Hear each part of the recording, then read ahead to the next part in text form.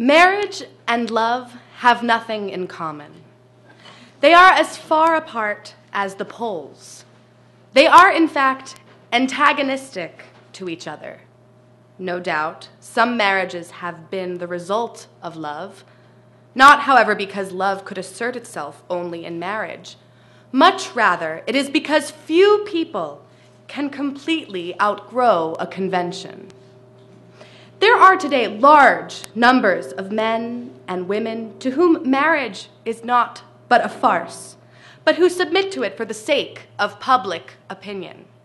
At any rate, while it is true that some marriages are based on love, and while it is equally true that in some cases love continues in married life, I maintain that it does so regardless of marriage and not because of it. Marriage is primarily an economic arrangement, an insurance pact. It differs from the ordinary life insurance agreement only in that it is more binding, more exacting. Its returns are insignificantly small compared with the investments. In taking out an insurance policy, one pays for it in dollars and cents, always at liberty to discontinue payments. If, however, a woman's premium is a husband, she pays for it with her name, her privacy, her self-respect, her very life, until death doth part. Moreover, the marriage insurance condemns her to lifelong dependency, to complete uselessness, individual as well as social. Man, too, pays his toll, but his sphere is wider. Marriage does not limit him as much as woman. He feels his chains more in an economic sense.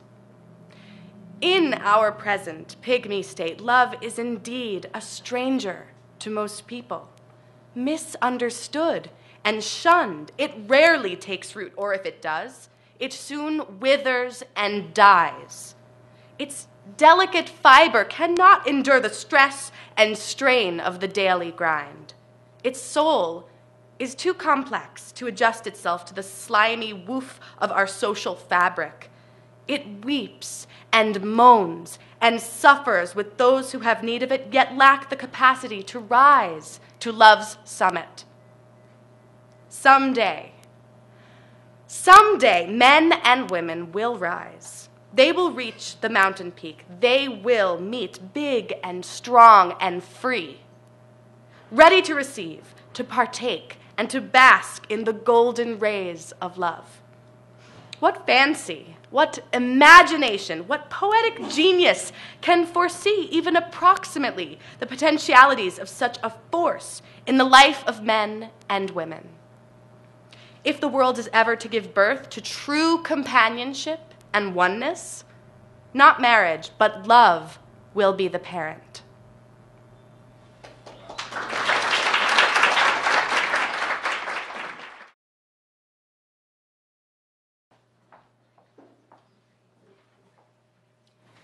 Real wealth consists in things of utility and beauty, in things that help to create strong, beautiful bodies and surroundings inspiring to live in.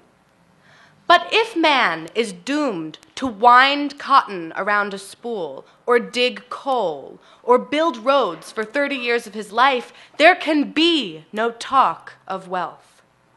What he gives to the world is only gray and hideous things, reflecting a dull and hideous existence, too weak to live, too cowardly to die.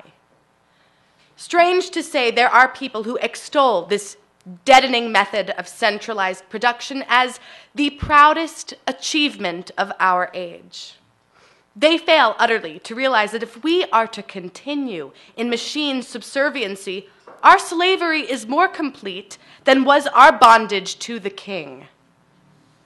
They do not want to know that centralization is not only the death knell of liberty, but also of health and beauty, of art and science, all these being impossible in a clock-like, mechanical atmosphere.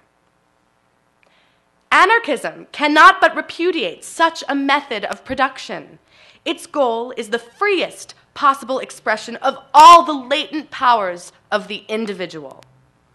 A perfect personality is only possible in a state of society where man is free to choose the mode of work, the conditions of work, and the freedom to work.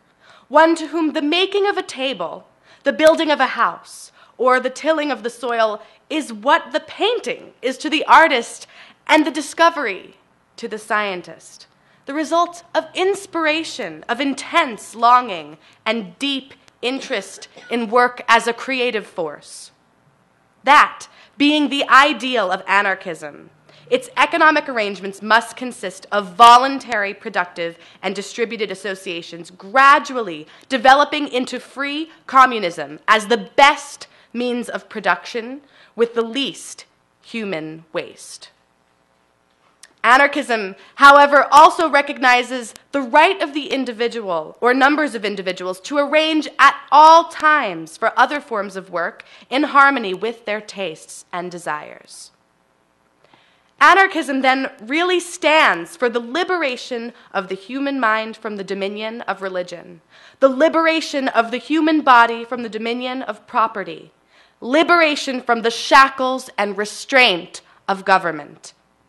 Anarchism stands for a social order based on the free grouping of individuals for the purpose of producing real social wealth, an order that will guarantee to every human being free access to the earth and full enjoyment of the necessities of life according to individual desires, tastes, and inclinations.